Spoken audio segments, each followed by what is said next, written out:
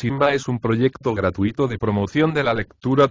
Ayúdanos a que nuestros libros lleguen a más gente compartiendo lecturas en las redes sociales.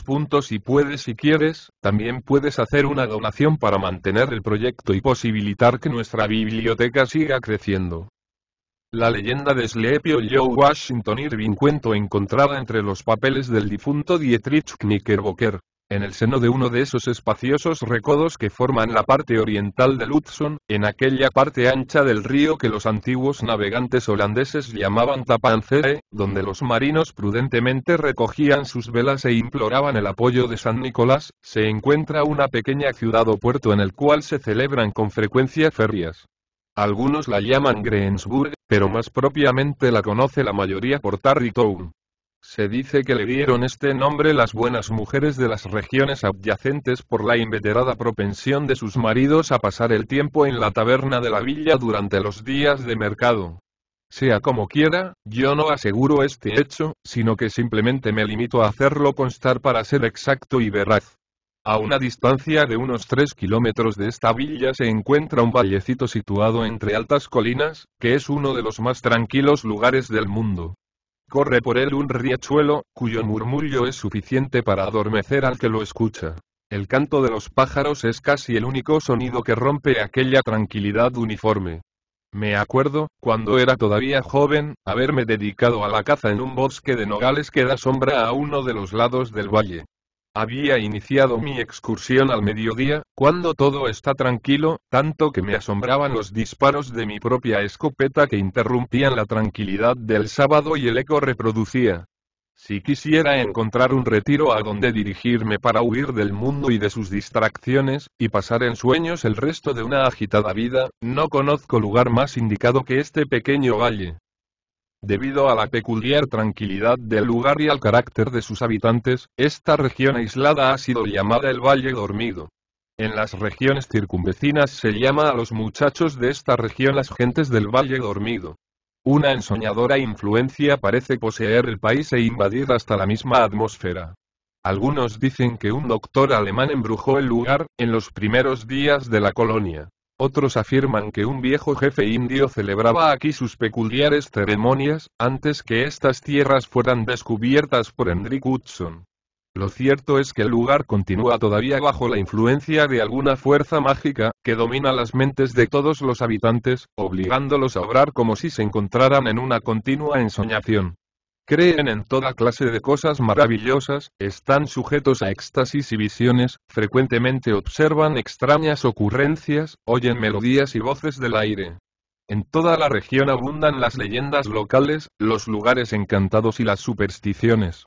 Las estrellas fugaces y los meteoros aparecen con más frecuencia aquí que en ninguna otra parte del país. Los monstruos parecen haber elegido este lugar como escenario favorito de sus reuniones. Sin embargo, el espíritu dominante que aparece en estas regiones encantadas es un jinete sin cabeza. Se dice que es el espíritu de un soldado de las tropas del Gran Duque de ese al que una bala de cañón le arrancó la cabeza, en una batalla sin nombre, durante una revolución. Los campesinos lo ven siempre corriendo por las noches, como si viajara en alas del viento. Sus excursiones no se limitan al valle, sino que a veces se extienden por los caminos adyacentes, especialmente hasta cerca de una iglesia cercana. Algunos de los más fidedignos historiadores de estas regiones, que han coleccionado y examinado cuidadosamente las versiones acerca de este espectro, afirman que el cuerpo del soldado fue enterrado en la iglesia, que su espíritu vuelve a caballo al escenario de la batalla en busca de su cabeza y que la fantástica velocidad con que atraviesa el valle se debe a que ha perdido mucho tiempo y tiene que apresurarse para entrar en el cementerio antes de la aurora. Esta es la opinión general acerca de esta superstición legendaria que ha suministrado material para más de una extraña historia en aquella región de sombras. En todos los hogares de la región se conoce este espectro con el nombre de jinete sin cabeza del Valle Dormido. Es notable que esa propensión por las visiones no se limita a las personas nacidas en el valle, sino que se apodera inconscientemente de cualquiera que reside allí durante algún tiempo. Por muy despierto que haya sido antes de llegar a aquella región, es seguro que en poco tiempo estará sometido a la influencia encantadora del aire y comenzará a ser más imaginativo, a soñar y ver apariciones. Menciono este pacífico lugar con todas las alabanzas posibles, pues en tales aislados valles holandeses, que se encuentran esparcidos por el estado de Nueva York, se conservan rígidamente las maneras y las costumbres de la población, mientras que la corriente emigratoria que lleva a cabo tan incesantes cambios en otras partes de este inquieto país, barre todas esas cosas antiguas, sin que nadie se preocupe por ellas. Esos valles son pequeños remansos de agua tranquila, que pueblan las orillas del rápido río. Aunque han pasado muchos años desde que atravesé las sombras del valle dormido, me pregunto si no encontraría todavía los mismos árboles y las mismas familias vegetando en aquel recogido lugar. En este apartado sitio vivió, en un remoto período de la historia americana, un notable individuo llamado Ichabod Crane, que residía en el Valle Dormido con el propósito de instruir a los niños de la vecindad. Había nacido en Connecticut, región que suministra a los Estados Unidos no solo aventureros de la mente sino también del bosque, y que produce anualmente legiones de leñadores y de maestros de escuela. Crane era alto, excesivamente flaco, de hombros estrechos, largo de brazos y piernas y manos que parecían estar a una legua de distancia de las mangas. Su cabeza era pequeña, plana vista desde arriba, provista de enormes orejas, grandes ojos vidriosos y verduzcos y una nariz grande, prominente, por lo que parecía un gallo de metal de una veleta, que indica el lado del cual sopla el viento. Al verle caminar en un día tormentoso, flotando el traje alrededor de su cuerpo esmirriado, se le podía haber tomado por el genio del hombre que descendía sobre la tierra.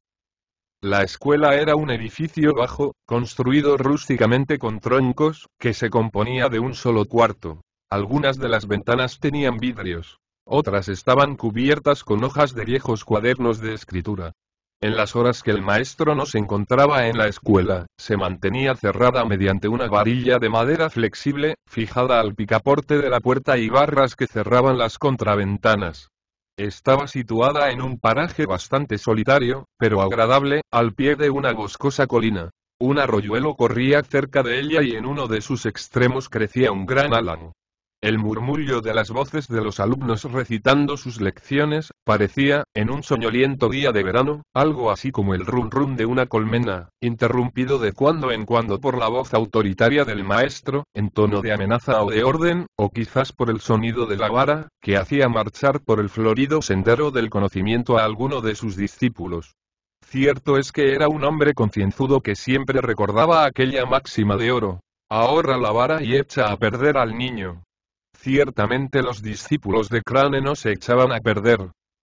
Sin embargo, no quisiera que el lector se imagine que Crane era uno de esos crueles directores de escuela que se complacen en el suplicio de sus educandos. Por el contrario, administraba justicia con discreción, más bien que con severidad, evitando cargar los hombros de los débiles y echándola sobre los de los fuertes. Perdonaba a los flojos muchachos que temblaban al menor movimiento de la vara. Pero las exigencias de la justicia se satisfacían suministrando una doble porción a algún chiquillo holandés obstinado, que se indignaba y se endurecía bajo el castigo.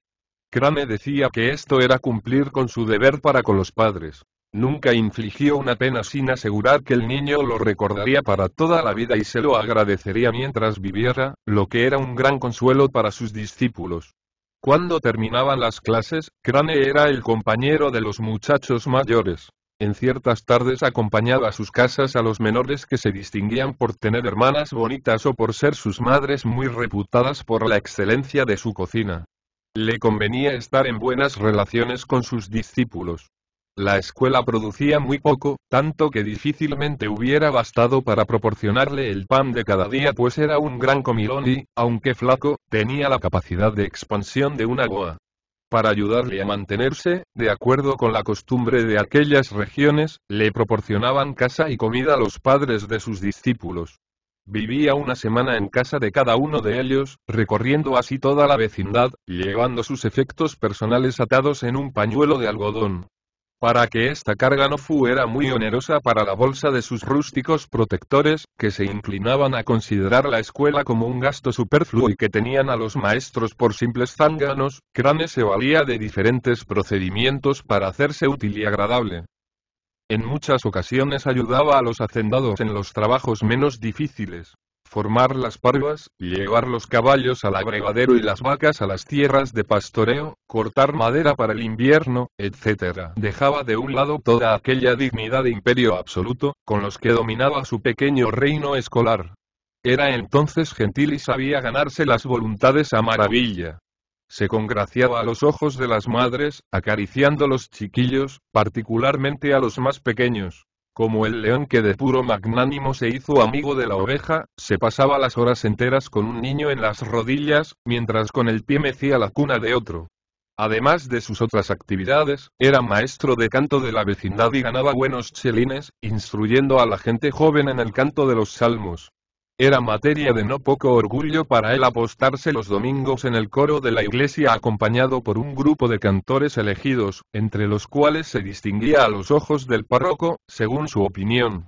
Cierto es que su voz se elevaba muy por encima de la del resto de la congregación. En aquella iglesia todavía se oyen los domingos trémolos que alcanzan a más de 1 kilómetro de distancia y que muchos tienen por descendientes legítimos de la nariz de Crane. Mediante estos diversos procedimientos, mediante esa ingeniosa manera que el vulgo llama por las buenas o por las malas, aquel notable pedagogo vivía bastante bien. Todos los que no entienden nada del trabajo intelectual creían que su vida era maravillosamente fácil. Generalmente, el maestro de escuela es un hombre de cierta importancia en los círculos femeninos de una región rural, por considerársele una especie de caballero que nada tiene que hacer y cuyos gustos y conocimientos son enormemente superiores a los de los rudos campesinos y cuya sabiduría es solo inferior a la del párroco. En consecuencia, en cuanto aparece a la hora del té en un hogar campesino, provoca una cierta agitación y hace aparecer sobre la mesa un plato más de pastelería o de dulces, induciendo a veces al ama de casa a sacar a relucir la tetera de plata. Todas las damiselas de la región sonreían a nuestro hombre de letras. Qué buen papel hacía entre ellas, en el patio de la iglesia, durante los intervalos del oficio divino. Los galanes rurales, tímidos y torpes, se quedaban con la boca abierta y envidiaban su elegancia superior y sus habilidades. Esta vida errante le convertía en una especie de gaceta ambulante que llevaba de casa en casa todas las murmuraciones locales, por lo cual siempre se le recibía con satisfacción. Las mujeres le estimaban por ser hombre de gran erudición, que había leído íntegramente varios libros y que dominaba a la perfección el de Cotton Mather, Historia de la brujería en Nueva Inglaterra, obra en la cual él creía a pie juntillas. Crane era una extraña mezcla de picardía aldeana e ingenua credulidad. Su apetito por lo maravilloso y su capacidad para digerirlo eran igualmente extraordinarios, cualidades ambas que había aumentado residiendo en aquella región encantada. Ningún relato era demasiado extraño o monstruoso para sus tragaderas. Después de haber terminado sus clases, se entretenía, tendido en el prado, junto al arroyuelo que pasaba al lado de su escuela, en leer el terrible libro de Mather, hasta que la página impresa era solo un conjunto de puntos negros. Se dirigía entonces a través de los arroyos y pantanos y de los sombríos bosques hasta la granja, donde le tocaba vivir aquella semana. En aquella hora embrujada, todo sonido, todo ruido de la naturaleza excitaba su calenturienta imaginación. En tales ocasiones su único recurso para cambiar de ideas o alejar los espíritus maléficos consistía en cantar salmos. Las buenas gentes del valle dormido, sentadas a las puertas de sus casas, se asustaban al oír sus nasales melodías que venían de alguna colina distante o seguían a lo largo del polvoriento camino. Otra de sus terribles diversiones consistía en pasar las largas noches de invierno con las viejas mujeres holandesas, mientras hilaban al lado del fuego, donde se asaban las manzanas. Escuchaba entonces sus maravillosos relatos acerca de aparecidos, de espíritus, casas, arroyos, puentes y campos encantados, y en particular del jinete sin cabeza o el soldado de S, como se le llamaba a veces. En pago de esto, las divertía igualmente con sus anécdotas de brujerías y las portentosas visiones y terribles signos y sonidos del aire, que prevalecía en los primeros tiempos de Connecticut y las aterrorizaba con divagaciones acerca de los cometas y las estrellas fugaces y con la circunstancia alarmante de que el mundo daba vueltas y que la mitad de él se encontraba patas arriba. Pero sí significaba un placer sentirse bien abrigado al lado del fuego, en un cuarto en el que no se atrevería a presentarse ningún fantasma, bien caro le costaba, pues debía pagarlo con los terrores de su vuelta a casa. Qué terribles formas y sombras se cruzaban en su camino, a la claridad débil y espectral de una noche de nevada. Con qué ansiosa mirada observaba el más débil rayo de luz que provenía de alguna ventana distante. Cuántas veces le asustó un arbusto cubierto de nieve, que parecía un espectro revestido de una sábana y que se interponía en su camino. Cuántas veces retrocedió espantado al oír el ruido que hacían sus propias pisadas sobre la tierra helada. Temía mirar hacia atrás, de puro miedo de ver algún horrible monstruo. Cuántas veces se sentía próximo a desmayarse por confundir el movimiento de los árboles, causado por una ráfaga de viento, con el jinete sin cabeza. Todo esto no era más que el terror de la noche, fantasmas de la mente que se deslizan en la oscuridad. Aunque había visto durante su vida numerosos espíritus y más de una vez se había sentido poseído por el mismo Satanás en diferentes formas, todo terminaba con la llegada del día. Hubiera sido un hombre feliz a pesar del diablo y de sus malas obras, si no se hubiera cruzado en su camino un ser que causa más preocupaciones a los hombres mortales que los aparecidos, los espíritus y todas las brujas juntas. Una mujer.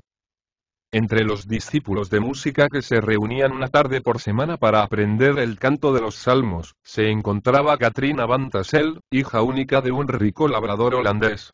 Era una bellísima niña de 18 años, bien metida en carnes, madura de tez y sonrosada como una de las peras de la huerta de su padre, unánimemente estimada, no solo por su belleza sino por la riqueza que había de heredar. Era algo coquetuela, como se veía en su vestido, que era una mezcla de lo antiguo y lo moderno, muy apropiada para hacer resaltar sus encantos. Llevaba joyas de oro puro, que había traído de Sardam su bisabuela, el tentador jubón de los antiguos tiempos y una falda provocadoramente corta, tanto que descubría el más bello pie de todos los contornos. Crane tenía corazón blando y veleidoso, que se perecía por el bello sexo.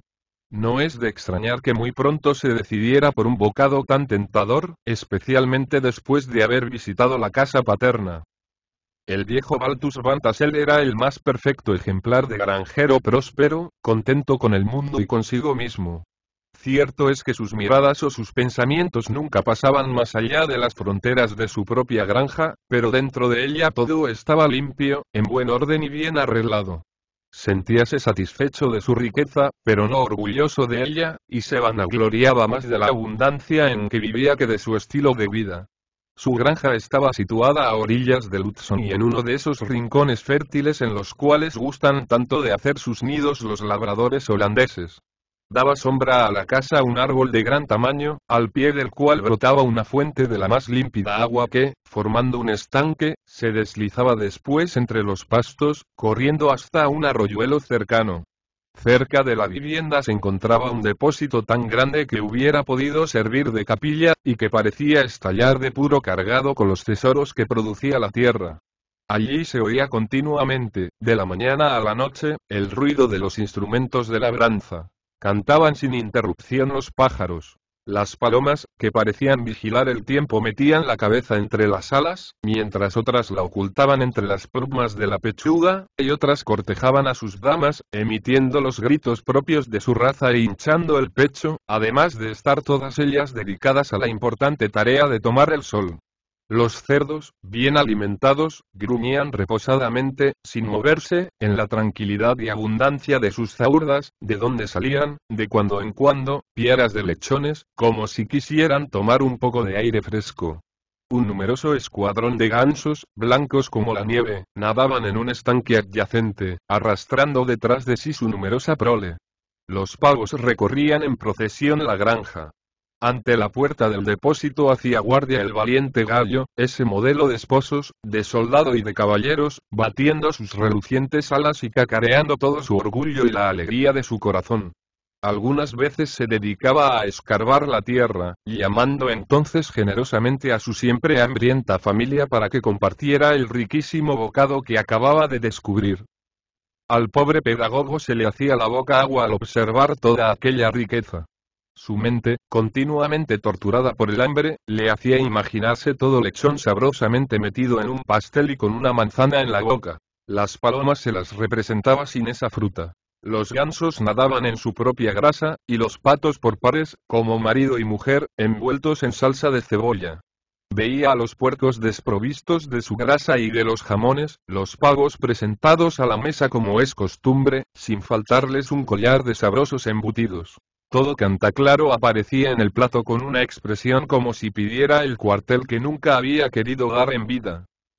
Mientras la imaginación de Crane pintaba todas estas cosas, sus ojos verdes recorrían los ricos pastos, las abundantes plantaciones de trigo, centeno y maíz y la huerta llena de árboles frutales que rodeaba la casa de Van Tassel. Su corazón ardía por la damisela que había de heredar todo aquello, imaginándose lo fácil que sería transformarlo en dinero contante y sonante, que podría invertirse en inmensas extensiones de tierras vírgenes y palacios de madera en otras soledades. Su fantasía le llevaba tan lejos que lo daba todo por hecho, y ya se veía con la bella Katrina y una tropa de chiquillos, en una carreta, cargada con toda clase de utensilios domésticos, galopando él mismo al lado en una yegua a la que seguía un potrillo, rumbo a Kentucky, Tennessee, o Dios sabe a dónde. Cuando entró en la casa, quedó completada la conquista de su corazón. Era uno de esos espaciosos hogares aldeanos, construido en el estilo de los primeros colonos holandeses. El techo se prolongaba más allá de los muros, formando una especie de galería a lo largo del frente de la casa que podía cerrarse en caso de mal tiempo.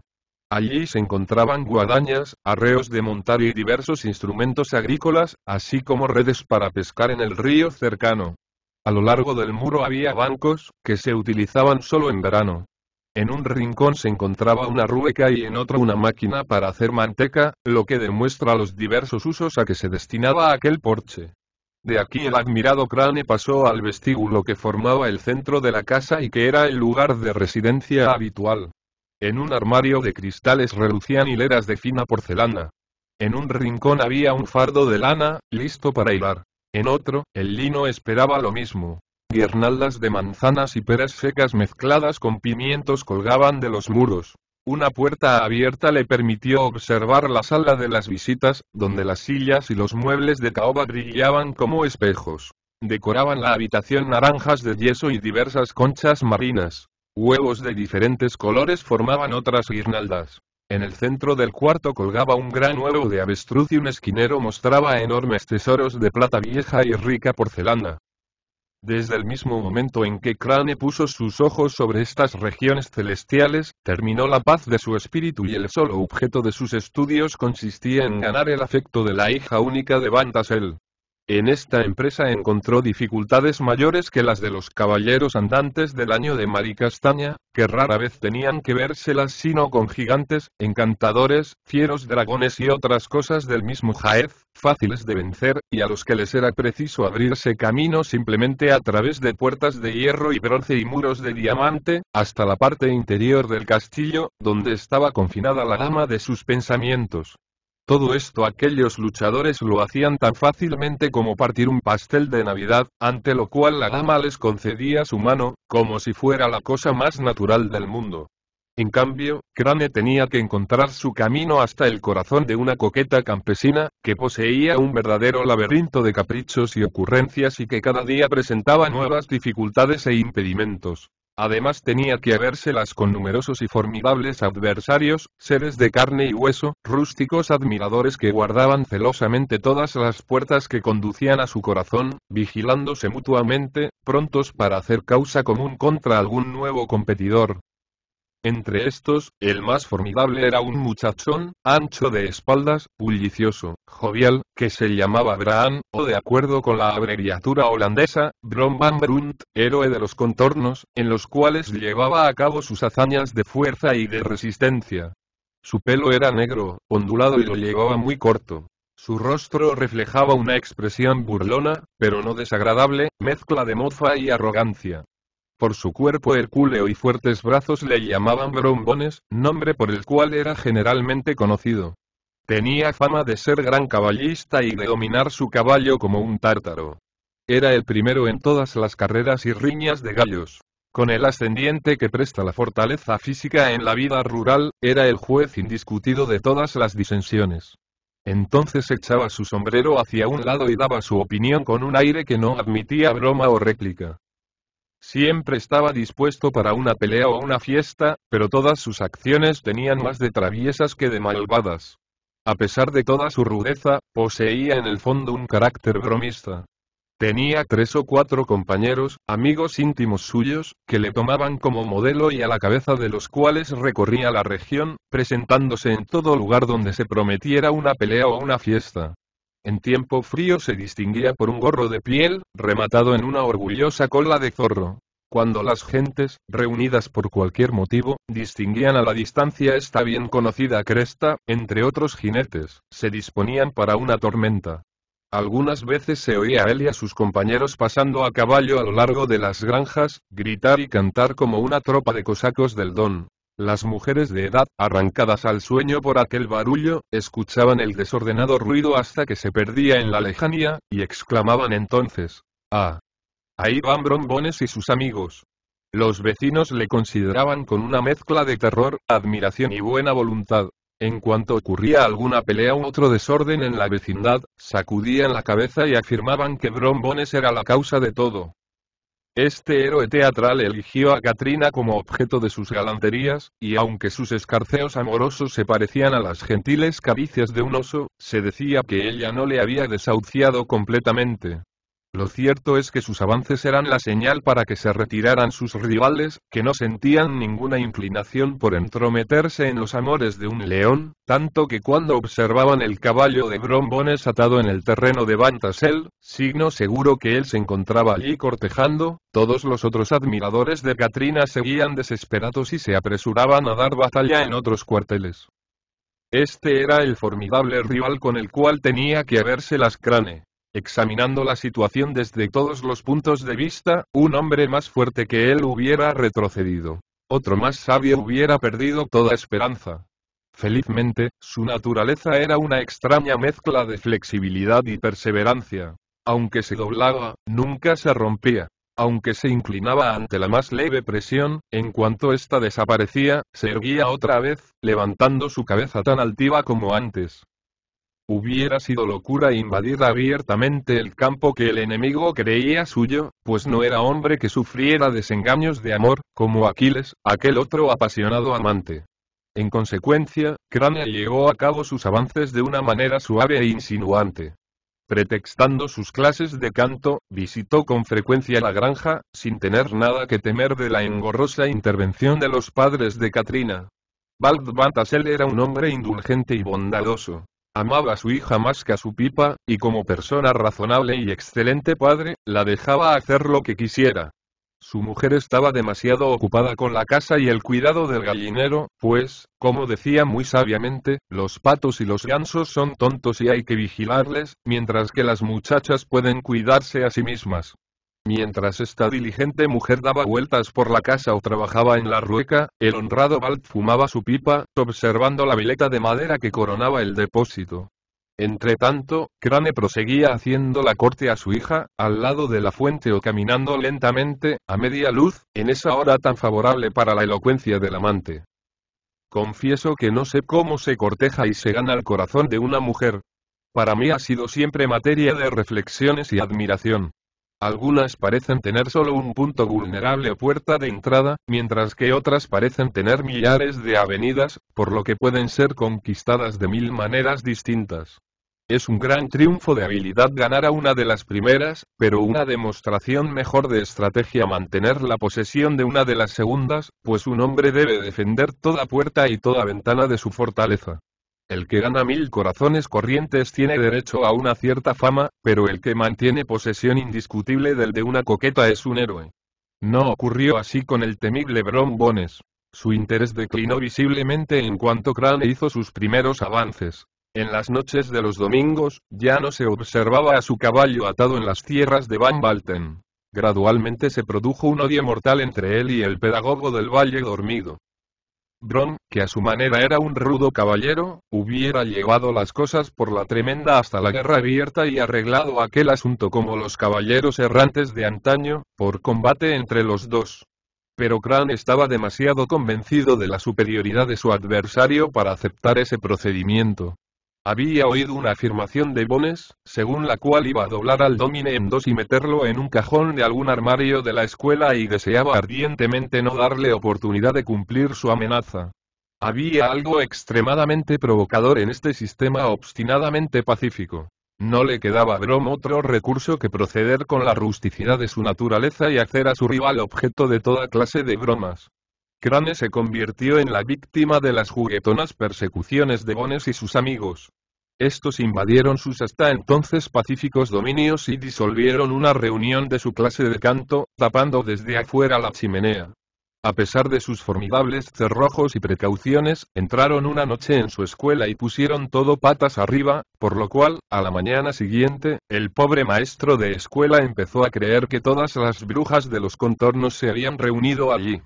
Pero lo que era aún más molesto, Brom no desperdiciaba oportunidad de ponerle en ridículo delante de la elegida de su corazón.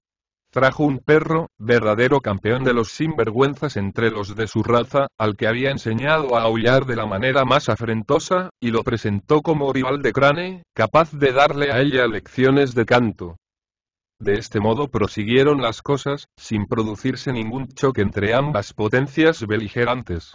En una bella tarde de otoño, Crane, bastante pensativo, estaba sentado en su trono, una silla alta, desde la cual vigilaba todos los negocios de su pequeño imperio literario. Tenía en la mano la palmeta, símbolo de su despótico poder. La vara con que se administraba justicia reposaba detrás del trono, desde donde era perfectamente visible como perpetua advertencia para los malos. Sobre la mesa se veían numerosos artículos de contrabando y armas prohibidas, secuestradas a los chiquillos. Manzanas a medio morder, ondas, trompos, jaulas para moscas, y toda una colección de gallos de pelea, lindamente cortados en papel. Aparentemente, hacía poco que se había administrado algún terrible acto de justicia, pues todos los escolares estudiaban sus libros con extraordinario ahínco, y hablaban en voz muy baja entre ellos, sin perder de vista al maestro. Reinaba en toda la escuela un silencio como el de una colmena de abejas. Fue interrumpido por la aparición de un negro, que llevaba un resto de sombrero redondo, como el casco de Mercurio. Montaba un infame caballejo, que por lo visto no sabía lo que era la doma, y al que manejaba con un ronzal, en lugar de brida. Cayó a la escuela con una invitación para Crane a asistir a una reunión que se celebraría aquella noche en casa de Minerva en Tassel. Después de haber entregado su mensaje con ese aire de importancia y ese esfuerzo por hablar de lo fino que es propio de un negro en embajadas de esa clase, cruzó el arroyuelo y se le vio dirigirse hacia el extremo del valle, lleno de la importancia y urgencia de su misión. Todo era ahora prisa y tumulto en la escuela. Crane instó a los alumnos a que ganasen tiempo en sus lecciones, sin preocuparse de niñerías. Los que eran ágiles se tragaron la mitad. Los remisos recibieron, de cuando en cuando, unos golpes suaves, allí donde termina la espalda, para que se apresuraran o pudiesen leer una palabra larga. Se dejaron a un lado los libros, sin guardarlos en los cajones, se volcaron los tinteros, los bancos quedaron patas arriba, y toda la escuela quedó en libertad una hora antes del tiempo usual. Todos los diablos encerrados en ella salieron al campo, aullando y haciendo toda clase de maldades, alegres por su pronta emancipación. El galante Crane pasó por lo menos una media hora extraordinaria, arreglando y cepillando su ropa. Un único traje negro. También se arregló sus tirabuzones, delante de un pedazo de espejo, que colgaba de uno de los muros de la escuela. Para poder aparecer ante la elegida de su corazón como un verdadero caballero, pidió prestado un caballo al granjero en cuya casa se aposentaba por aquellos días, que era un colérico viejo holandés, llamado Hans van Ripper. Provisto de caballería, salió, como un caballero errante, en busca de entuertos que deshacer. Conforme al verdadero espíritu de una historia romántica, debo describir algunos detalles de Miero y su cabalgadura. El animal que montaba era un caballo de arar, medio deshecho, que había sobrevivido a todo, excepto a sus propias malas intenciones. Era flaco y su pelo nunca había sido cuidado. Tenía el cuello de un borrego y una cabeza como un martillo. Sus crines formaban toda clase de nudos. Uno de sus ojos había perdido la pupila, por lo que parecía incoloro y espectral, pero el otro brillaba como el de un verdadero demonio. A juzgar por el nombre de pólvora, debía haber tenido fuego y brío en su juventud. Había sido el caballo de silla favorito de su amo, el colérico Van Ripper, que era un jinete furioso y que muy probablemente había infundido al animal algo de su propio espíritu, pues aunque parecía viejo y matalón había en él más de un demonio en acecho que en cualquier potrillo de aquellos lugares. Crane era una figura digna de tal cabalgadura. Montaba con estribos cortos. Sacaba los codos hacia afuera como un saltamontes. Y llevaba el látigo perpendicularmente, como un cetro. Cuando el caballo se movía, el movimiento de sus brazos recordaba las alas de un ave. Un mechón de pelo le caía sobre la nariz, pues así se podía llamar a su estrecha frente. Los faldones de su levita flotaban al aire, haciendo la competencia a la cola del jamelgo. Tal era el aspecto que ofrecían jinete y cabalgadura, cuando salieron de los campos de Van Ripper. Aparición que no es corriente encontrar en pleno día. Como ya lo he hecho notar, era una bella tarde de otoño. El cielo estaba claro y sereno y la naturaleza llevaba aquel ropaje rico y áureo que siempre asociamos con la idea de la abundancia. El bosque tenía un color amarillo y pardo. Algunos árboles menos resistentes, a los que habían herido los crudos fríos, mostraban una intensa coloración, anaranjada, púrpura y escarlata. Empezaban a aparecer bandadas de patos silvestres. Los pajarillos se despedían. Recorrían al son de su propia música todo el bosque, de árbol en árbol y de arbusto en arbusto. Mientras proseguía lentamente su camino, sus ojos siempre despiertos a todos los síntomas de la abundancia culinaria, recorría con la imaginación todos los atrayentes tesoros propios de la estación. Veía por todas partes una gran cosecha de manzanas. Algunas colgaban opulentas de los árboles, otras se encontraban ya en cestos, prontas para ser enviadas al mercado, otras se amontonaban para la prensa de cera. Más allá veía extensos campos de maíz cuyas doradas panojas sobresalían entre el follaje y que prometían dorados pasteles y maíz tostado. Debajo de ellos veía los melones que exponían al sol sus tambaleantes vientres, y que prometían suculentos pasteles. Enseguida pasé por fragantes campos de trigo, y respiró más allá el aroma de una colmena, ante lo cual se le anticipó el desayuno, bien provisto de manteca y miel por la delicada mano de Katrina Van Tassel.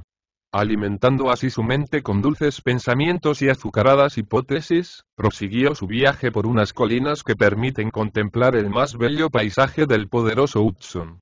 Gradualmente el sol hundía su ancho disco por occidente. El amplio seno del Tappahannock yacía inmóvil y vidrioso, si se exceptúa alguna suave ondulación que prolongaba la sombra azul de las distantes montañas. Unas pocas nubes de ámbar flotaban en el cielo, sin que las moviera ninguna brisa. El horizonte era de un fino tinte áureo, que se transformaba gradualmente en un verde manzana y de ahí en un profundo azul. Un rayo de luz se detenía en el boscoso límite de los precipicios que en algunos puntos forman la costa del río, dando mayor profundidad al gris oscuro y al púrpura de las rocas. A la distancia una pequeña embarcación avanzaba lentamente, llevada por la corriente de la marea. Sus velas colgaban inútiles de los mástiles. La imagen del cielo sobre las tranquilas aguas inducía a creer que la embarcación estaba suspendida en el aire. Crane llegó al castillo de Van Tassel, a la caída de la tarde. Estaba ya lleno de la flor innata de las regiones adyacentes. Los viejos granjeros, una raza taciturna de rasgos enérgicos, vestían levitas y pantalones cuyo tejido habían hilado en casa, medias azules y zapatos grandes. Sus mujeres llevaban cofias, jubones cortos, faldas, cuyo tejido habían hilado ellas mismas, y bolsas de indiana a los costados. Las jovencitas, gordezuelas, vestían de una manera tan anticuada como sus madres, excepto que algunas llevaban un sombrero de paja, un cintajo o una falda blanca, síntomas de la influencia de la ciudad. Los muchachos usaban levitas, llenas de brillantes botones de bronce, llevando el pelo atado en una coleta sobre la nuca, de acuerdo con la moda de la época. Brombones era el héroe de la fiesta, a la que había llegado en su cabalgadura favorita, Diablo Audaz, la que, como él, estaba llena de malas artes y de brío, y que nadie sino él podía manejar.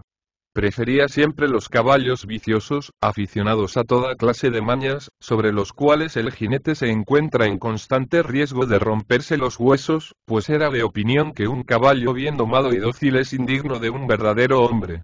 Me gustaría detenerme sobre el conjunto de encantos que se presentó a la entusiasmada mirada de mi héroe cuando entró en la sala de visitas de la casa de Van Tassel. No los de aquella compañía de muchachas gordezuelas con su lujoso despliegue de blanco y rojo, sino los de una verdadera mesa holandesa en los ricos tiempos de otoño. Tal era el conjunto de pasteles, los unos encima de los otros, de variadísimas y casi indescriptibles clases, solo conocidas por las experimentadas cocineras holandesas.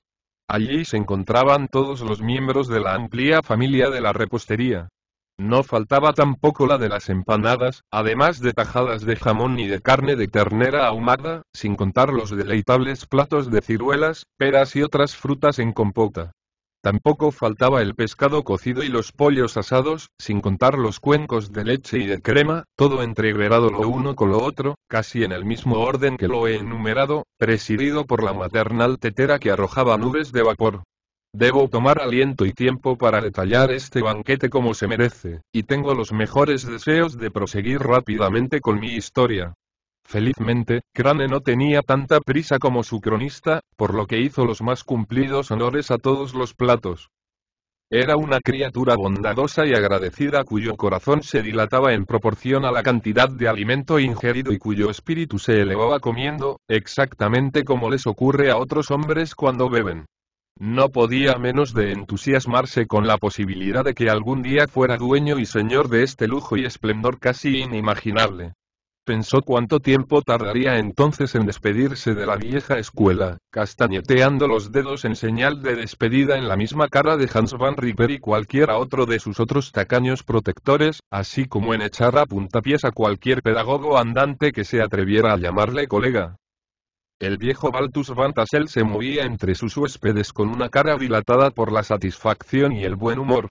Su hospitalidad como jefe de la casa era corta pero expresiva, limitándose a estrechar la mano, dar una palmada en los hombros, reírse fuertemente e insistir en que los invitados se acercaran a la mesa y se sirvieran ellos mismos. En aquel momento se oyó en el cuarto mayor la música que invitaba al baile. Tocaba un anciano de color, de pelo gris, que era la orquesta ambulante de los contornos desde hacía más de medio siglo. Su instrumento era tan viejo y había recibido tantos golpes como él mismo. La mayor parte del tiempo se limitaba a rascar 2 o 3 cuerdas, acompañando todo movimiento del arco con otro de la cabeza, inclinándose casi hasta el suelo y golpeando con el pie cuando una nueva pareja iba a empezar. Crane se enorgullecía tanto de su habilidad en el baile como de su arte para cantar. Ni un hueso ni un músculo de su cuerpo quedaba en inactividad al danzar. Quien le viese cómo movía su osamenta podía imaginarse que el mismísimo San Vito, bendito patrón de los bailarines, bailaba delante de uno. Era la admiración de los negros de todo pelo y condición que viniendo de la granja y de todas las cercanas formaban pirámides de brillantes caras negras en todas las puertas y ventanas, mirando asombrados la escena mientras mostraban el blanco de los ojos e hileras de marfil de oreja a oreja. ¿Cuál había de ser el estado de espíritu de aquel inquisidor de chiquillos, sino alegre y animado? La dueña de sus pensamientos bailaba con él y sonreía graciosamente a todos sus galanteos, mientras que Brombones, poseído de amor y de celos, reflexionaba en un rincón. Cuando terminó el baile, Crane se acercó a un grupo de gente más sensata que junto con Van Tassel, fumaba en el porche, charlando sobre tiempos pasados y contando largas historias acerca de la guerra. Esta región, en la época a que me refiero, era un lugar altamente favorecido, con abundancia de crónicas de grandes hombres. Las líneas británicas y norteamericanas habían pasado muy cerca de ella durante la guerra, por lo que había sido escenario de saqueos y había sufrido una epidemia de refugiados, cowboys y toda clase de caballeros de la frontera. Había transcurrido justamente el tiempo necesario para que todo el que relatara una historia pudiera aderezarla con un poco de fantasía, y como sus recuerdos ya no eran muy claros, se convertía en el héroe de aquellas hazañas. Por ejemplo, se contó la historia de Godfrey Mardling, un holandés gigantesco de barba negra que casi tomó una fragata británica con un viejo cañón de 9 libras, colocado detrás de un parapeto bajo de barro. Solo que el cañón estalló al 6.º disparo. También se encontraba allí un viejo caballero, cuyo nombre no daremos por ser un miner demasiado rico para que lo mencionemos a la ligera, quien en la batalla de White Plains, siendo un excelente maestro de esgrima, paró una bala de mosquete con un espadín. La oyó silbar contra la hoja y pasó por la empuñadura, en prueba de lo cual estaba dispuesto a mostrar aquella arma blanca, cuya taza estaba ligeramente encorvada. Hablaron otros notables más, que se habían distinguido igualmente en el campo de batalla, ninguno de los cuales dejaba de creer que en gran parte se debía a él que la guerra hubiera terminado felizmente. Pero todo esto no era nada en comparación con los relatos de espíritus y aparecidos que se contaron después. La región es muy rica en tesoros legendarios de esta clase. Los cuentos locales y las supersticiones florecen mejor en estos lugares apartados, lejos del ruido del mundo, en los que viven poblaciones largo tiempo asentadas. Pero ese mismo folclore desaparece bajo las pisadas de la población de nuestras localidades rurales. Además, en nuestras ciudades no se fomenta de ninguna manera la actividad de los espíritus, pues apenas han tenido tiempo de echar un buen sueño y darse vuelta en sus tumbas cuando sus amigos sobrevivientes se alejan de la región, por lo que, cuando aquellos se dedican a rondar de noche, no les queda ningún amigo a quien visitar. Tal vez esta sea la razón por la cual oímos hablar tan rara vez de aparecidos, excepto en la colonia holandesa, hace tanto tiempo establecida entre nosotros. Sin embargo, la causa inmediata del predominio de las historias sobrenaturales en estas regiones se debía sin duda a la vecindad del Valle Dormido. El mismo aire que provenía de aquella región encantada producía el contagio, pues inspiraba una atmósfera de sueños y fantasías que infectaba todo el país. Habían acudido a la fiesta de Bantasel varias personas radicadas allí, que, como era su costumbre, empezaron a contar sus leyendas maravillosas. Se relataron muchas tétricas observaciones de desfiles funerarios, de gritos plañideros y de lamentaciones, cosas todas vistas y oídas alrededor del árbol donde fue tomado prisionero el desdichado mayor André, y el cual existía todavía en la vecindad. Alguien mencionó la mujer vestida de blanco que aparecía cerca de la roca de los cuervos, y que hacía oír sus lamentaciones en las noches de invierno, antes de una tormenta, por haber perecido allí en la nieve. Sin embargo, la mayor parte de los relatos se referían al espectro favorito del Valle Dormido, el jinete sin cabeza, que últimamente había aparecido muchas veces, recorriendo la región, y del cual se decía que se paseaba de noche por el cementerio, llevando su caballo atado a un cabestro. La situación aislada de esta iglesia parecía convertirla en el refugio favorito de inquietos espíritus. Estaba erigida sobre una colina, rodeada de árboles entre los cuales sus muros pintados de blanco relucían modestamente, como un símbolo de la pureza cristiana irradiando a través de las sombras del retiro. La colina desciende suavemente hacia un plateado lago rodeado de árboles, entre los cuales se distinguen a lo lejos las montañas que bordean el Hudson. Cuando se observa el cementerio adyacente, invadido por la hierba y donde los rayos del sol parecen dormirse, uno se siente inclinado a creer que por lo menos allí los muertos pueden descansar en paz. A un lado de la iglesia se extiende un pequeño valle boscoso a través del cual corre un arroyuelo entre rocas y troncos de árboles caídos. Sobre una obscura parte de la corriente, no lejos de la iglesia, se construyó un puente de madera. Tanto el camino que conducía a él, como este mismo, estaban sumergidos en la profunda sombra que daban los árboles que lo rodeaban, aun en pleno día, y que de noche producía una terrible obscuridad. Este era uno de los refugios favoritos del jinete sin cabeza y el lugar donde se le encontraba más frecuentemente. Se contó la historia del viejo Breuer, y de cómo encontró al jinete al volver de una excursión al Valle Dormido, cómo tuvo que seguirle, cómo galoparon a través de los bosques y de las praderas, de las colinas y de los pantanos, hasta que llegaron al puente, donde el jinete se convirtió repentinamente en un esqueleto, que arrojó al viejo Breuer al arroyo y desapareció por encima de las copas de los árboles con el ruido de un trueno. Sobrepasó esta historia Brom Bones, quien contó otra maravillosa, en la cual se burló del descabezado, como buen jinete. Afirmó que al volver una noche de la cercana villa de Sing Sing, se encontró con este jinete nocturno, que se ofreció a correr una carrera con él, por un vaso de ponche, y que la hubiera ganado, pues diablo audaz, su caballo, le llevaba ya varios cuerpos de ventaja al espectro equino sobre el que montaba el fantasma, a no ser porque al llegar al puente de la iglesia el soldado de ese desapareció en un mar de fuego. Todos estos relatos, contados en ese bajo tono de voz con el cual la gente habla en la obscuridad, así como el aspecto de los oyentes, a los que solo iluminaba algún destello casual de las pipas, impresionaron profundamente a Crane. Pagó generosamente en la misma moneda con amplios extractos de su autor predilecto, Cotton Mather, agregando varios hechos maravillosos ocurridos en su estado natal, Connecticut, y las terribles visiones que había observado durante sus paseos nocturnos por el Valle Dormido. La gente empezaba a retirarse. Los viejos granjeros metían a sus familiares en los carros y durante algún tiempo se les oyó recorrer los caminos y las distintas colinas.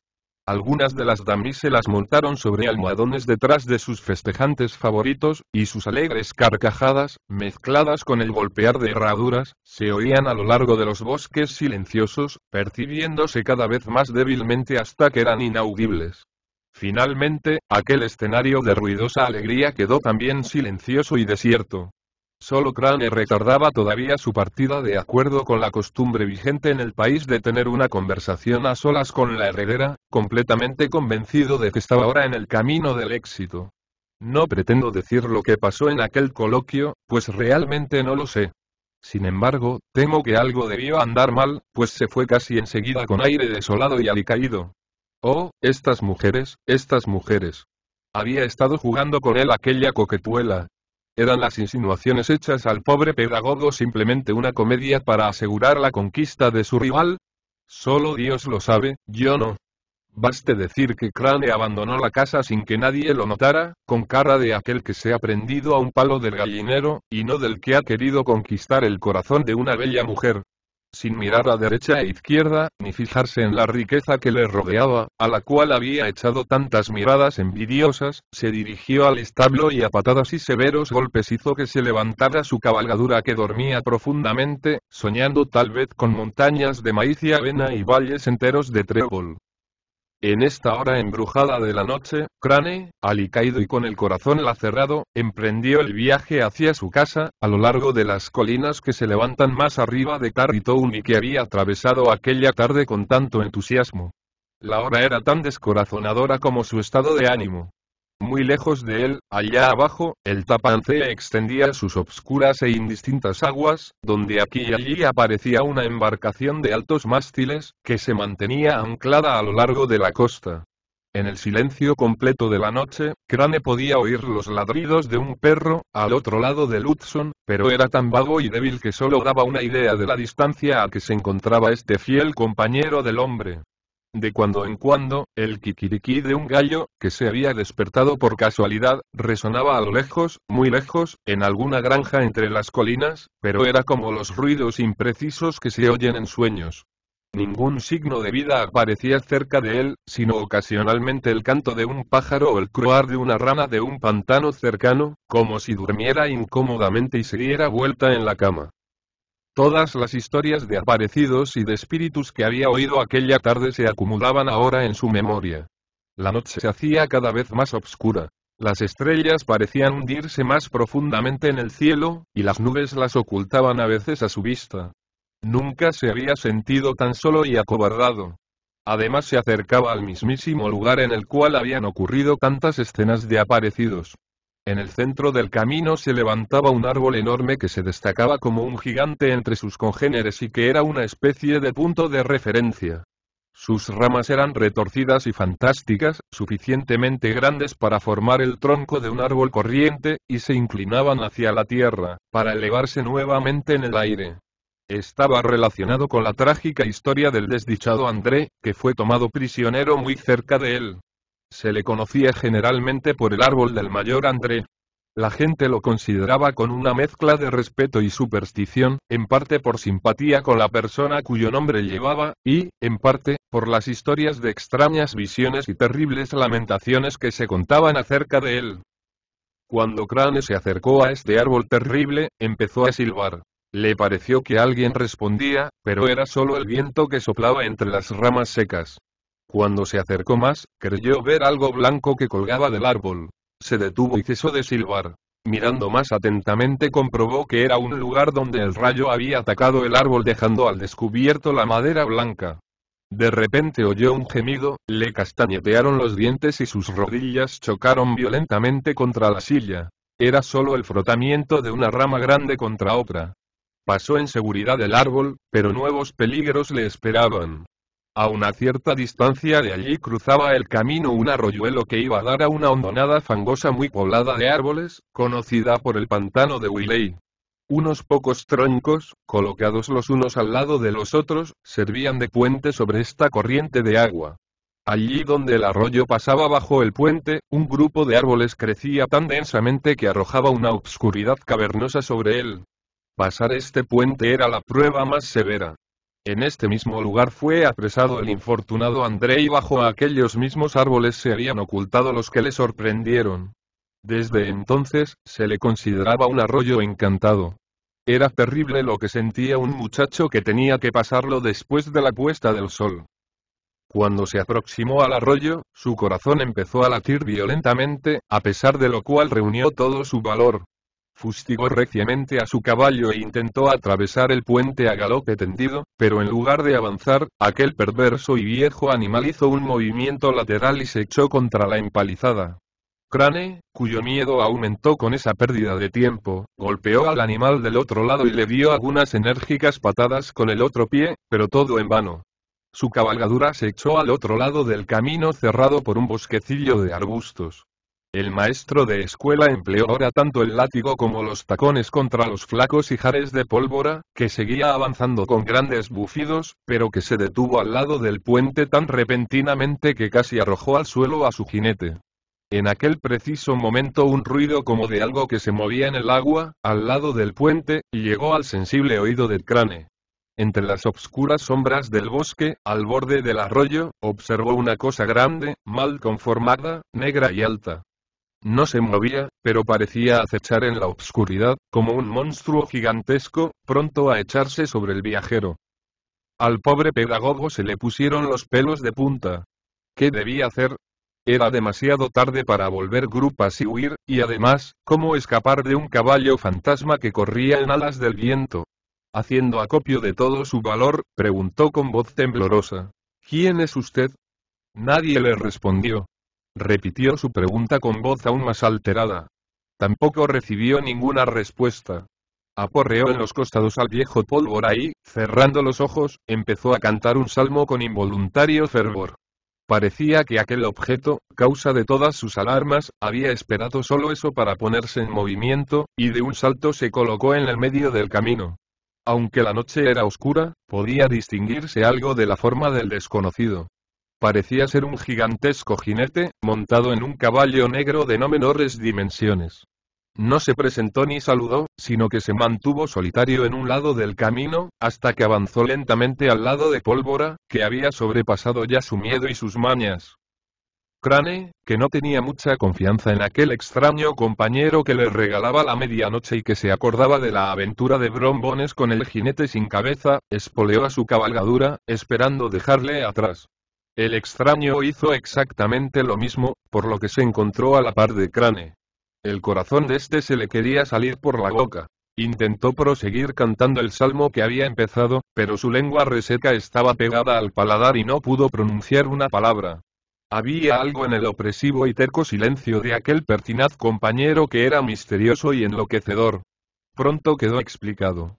Cuando el camino empezó a ascender, la figura de su acompañante se destacó sobre el cielo más claro. Era un gigante.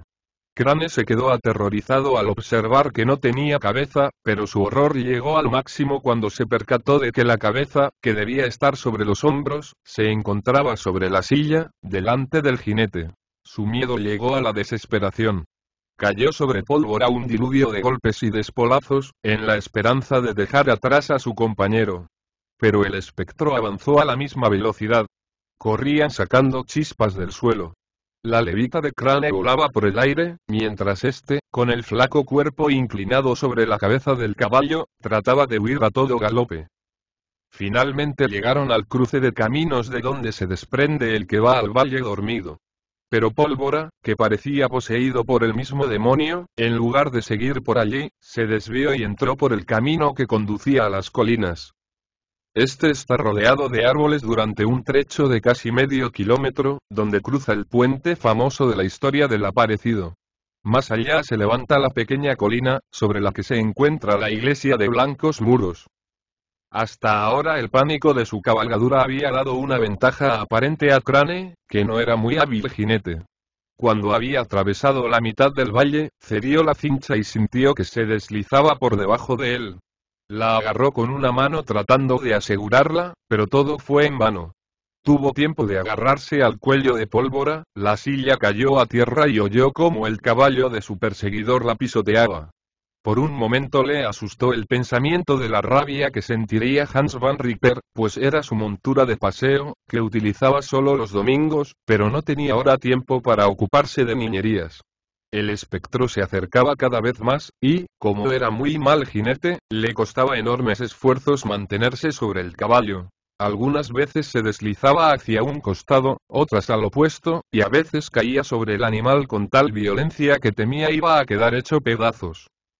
Por la relativa escasez de árboles, se imaginó que estaba cerca del puente de la iglesia. Una plateada estrella que se reflejaba en el agua le confirmó en esta creencia. Distinguió los blancos muros, que relucían entre los árboles a la distancia. Recordó el lugar donde había desaparecido el espíritu, que había corrido una carrera con brombones. Si puedo llegar al puente, pensó Crane, estoy salvado. En aquel momento oyó muy cerca de él la negra cabalgadura de su perseguidor, y hasta se imaginó que sentía su cálido aliento. Otro golpe en las costillas y el viejo Pólvora saltó hacia el puente, cuyas tablas resonaron bajo sus pisadas, y llegó al lado opuesto, desde donde Crane miró hacia atrás para ver si su perseguidor, de acuerdo con todos los relatos, desaparecía entre llamaradas de fuego y azufre. Vio entonces que el fantasma se ponía de pie sobre el caballo y se disponía a tirarle con su testa. Crane trató de hurtar el cuerpo a tan horrible proyectil, pero era demasiado tarde. La cabeza del jinete, que carecía de ella, dio en la suya con tal fuerza que lo arrojó del caballo al suelo, desde donde pudo ver pasar a Pólvora y al caballo negro con su jinete como una exhalación. A la mañana siguiente, Pólvora apareció sin silla y con la brida entre las patas, mordiendo tranquilamente el pasto en los terrenos de su dueño. Crane no se presentó a la hora del desayuno, ni tampoco a la de la comida. Los escolares, que se encontraron en la escuela a la hora acostumbrada, pasaron el tiempo en la orilla del arroyuelo, pero el maestro no aparecía. Hans van Ripper empezó a sentir preocupación por el pobre Crane y por su silla. Se inició una diligente investigación que pronto permitió descubrir algunos hechos. Se encontró la montura en un cierto lugar del camino que conducía a la iglesia, pero estaba completamente inservible.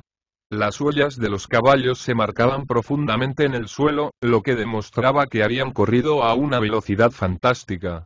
Llegaban hasta el puente, donde se encontró, junto al arroyo, el sombrero del infortunado Crane y pedazos de un melón. Se rastreó el río, pero no pudo descubrirse el cuerpo del maestro de escuela. Hans van Ripper, en cuya casa se encontraban sus efectos, los examinó. Consistían en 2 camisas y media, 2 cuellos, un par de calcetines de lana, un par de trajes viejos, una enmohecida navaja de afeitar, un libro de salmos, lleno de marcas, y un silbato roto que utilizaba en sus clases de canto.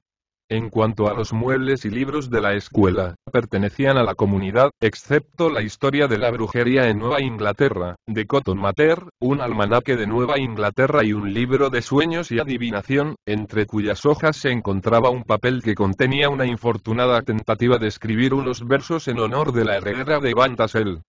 Hans van Ripper arrojó a las llamas aquellos libros junto con la tentativa poética. Desde aquella fecha se decidió a no mandar más sus hijos a la escuela, en pro de lo cual alegaba que no había visto nunca que el leer o escribir condujera a nada bueno. Como el maestro de escuela había recibido su paga 1 o 2 días antes, cualquiera que fuera su haber debía tenerlo consigo cuando desapareció. En la iglesia se comentó mucho este extraño hecho. Se discutió el asunto y se expusieron toda clase de hipótesis en el cementerio, en el puente y en el lugar donde se había encontrado el sombrero y el destrozado melón. Se recordaron las historias de Breuer, de Bones y muchos otros. Después de considerarlas atentamente y compararlas con las circunstancias del presente caso, llegaron a la aflictiva conclusión de que el jinete sin cabeza se había llevado a Crane. Como era soltero y no tenía deudas, nadie se preocupó más por él. Se trasladó la escuela a otra parte del valle y otro pedagogo asumió el puesto en su lugar. Cierto es que un viejo granjero que estuvo en Nueva York varios años después, y por el cual se conoce esta historia, contó al volver que Ichabod Crane vivía y que había abandonado el valle, en parte por miedo al fantasma y a Hans Van Ripper, y, en parte, por haberle mortificado muchísimo la negativa de la heredera. Agregaba que se había trasladado a una parte distante del país, que había seguido enseñando e iniciado el estudio de la jurisprudencia, combinando ambas cosas, hasta que recibió su título de abogado, que se había dedicado después a la política y al periodismo y que finalmente había ingresado en la magistratura con un grado subalterno. Brom Bones se casó con la bella Katrina, poco después de la desaparición del maestro.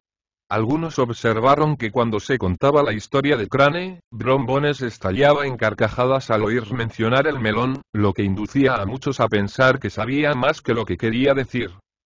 Las viejas, sin embargo, los mejores jueces en esta materia, afirman hasta el día de hoy que Crane desapareció por medios sobrenaturales, lo que constituye su historia favorita de las noches de invierno. La novia se convirtió en el objeto de un terror supersticioso, razón por la cual se cambió también el camino, para poder llegar a la iglesia sin pasar por el puente. Como la escuela no se utilizaba, pronto empezó a convertirse en una ruina. Se murmuraba que aparecía por allí el espíritu del infortunado pedagogo, y más de un joven labrador que se dirigía a su casa, al pasar por allí, en una tranquila noche de verano, creía oír la voz de Crane que entonaba un melancólico salmo, en la tranquila soledad del valle dormido. Post-scriptum encontrado entre los manuscritos del señor Knickerbocker. He reproducido el cuento que antecede casi exactamente como me lo contaron en una reunión del municipio de la noble ciudad de Manhattan, a la cual se presentaron muchos de sus más prudentes e ilustres burghers. El que lo contó era un hombre agradable, de traje raído, ya entrado en años, de aspecto señorial, y cuyo rostro tenía una expresión a la vez burlona y triste. Sospecho que era pobre, pues hacía tantos esfuerzos por parecer agradable. Cuando terminó su cuento, todos se rieron, distinguiéndose por sus sonoras carcajadas 2 o 3 concejales, que habían estado dormidos casi todo el tiempo. Entre nosotros se encontraba además un caballero de edad, enjuto, de espesas cejas, y que durante todo el relato se mantuvo serio y hasta grave.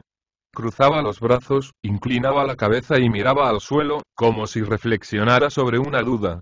Era uno de esos hombres precavidos que nunca se ríen, sino cuando tienen razón y la ley de su parte. Terminadas las carcajadas de los presentes y luego que se hubo restablecido el silencio, apoyó un brazo en la silla y preguntó con un leve pero sabio movimiento de la cabeza, contrayendo al mismo tiempo las cejas, ¿cuál era la moraleja de la historia y qué pretendía demostrar? El que había contado este relato y que se disponía a llevar a los labios un vaso de vino para refrescarse después del esfuerzo cumplido, miró al otro con un aire de infinita cortesía y, colocando lentamente el vaso sobre la mesa, explicó que el cuento tendía a demostrar de la manera más lógica lo siguiente. No existe ninguna situación en la vida que no tenga sus ventajas y sus alegrías, siempre que seamos capaces de aguantar una broma. En consecuencia, el que se atreve a correr una carrera con un fantasma, es probable que salga bastante mal parado. Ergo, que es una suerte que un maestro de escuela reciba una negativa al pedir la mano de una heredera holandesa, puesto que así se le abre el camino para más elevadas actividades. El cauto caballero enarcó 10 veces las cejas ante esta explicación, quedando muy extrañado de la racionalidad del silogismo. Me pareció notar que el narrador de esta historia le observaba con mirada triunfadora. Finalmente, su contradictor dijo que todo eso estaba muy bien, pero que creía que el relato era bastante extravagante y que había 1 o 2 puntos sobre los cuales tenía sus dudas. Palabra de honor, replicó el que había contado la historia, en lo que a eso respecta, yo mismo no creo ni la mitad. DK.